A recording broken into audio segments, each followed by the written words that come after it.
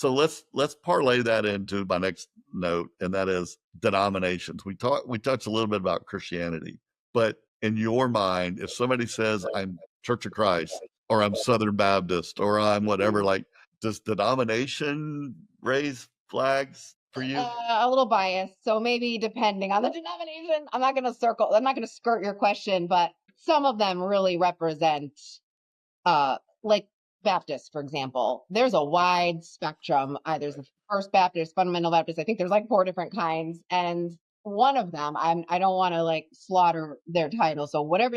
One I of them, will. I will if you don't. they require women to wear skirts at all times. I think I saw a bonnet once. I don't.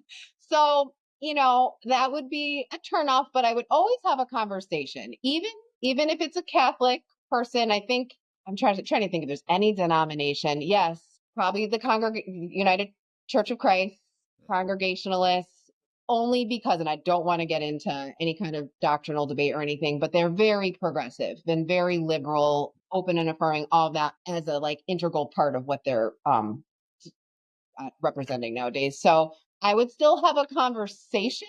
I don't think it'd be like, oh, you're not going to answer a question and get to know someone, but it would definitely be like an ick. Yeah.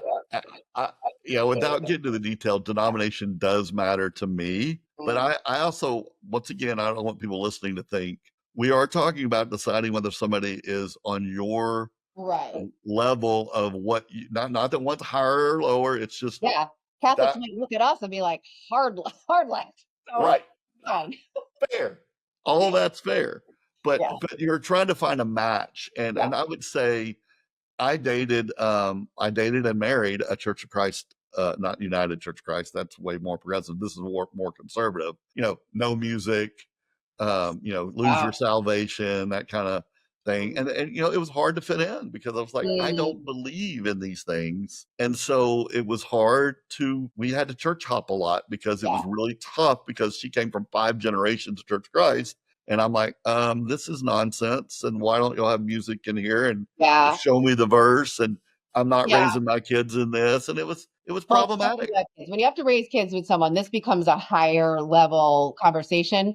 For me, that's a little more ancillary because nowadays churches have worship nights, they have conferences. Like you could even have like a hybrid situation. We take turns every other. Like that's what my mom and her husband do. He's actually Catholic, a born again Catholic, and she likes the charismatic. She wants to dance around with her banners. So it's like, they totally disagree. Actually, our church is like loud, like the loudest rock, and he's just like, why is it pitch black? Why are there lamps? Like, he can't handle it. So it's a good example of they take turns and he'll come to like her worship nights. So I think that when you're not trying to raise kids together or find someone to get married and have kids with, a lot of divorced people are like if you're in your 30s or late 20s. I mean, people get divorced at all ages. That I think is a higher priority conversation. Yeah. You're 100%. You're 100% right. If you got to be in lockstep when you're raising kids, you might have a little bit more freedom when you're empty nest.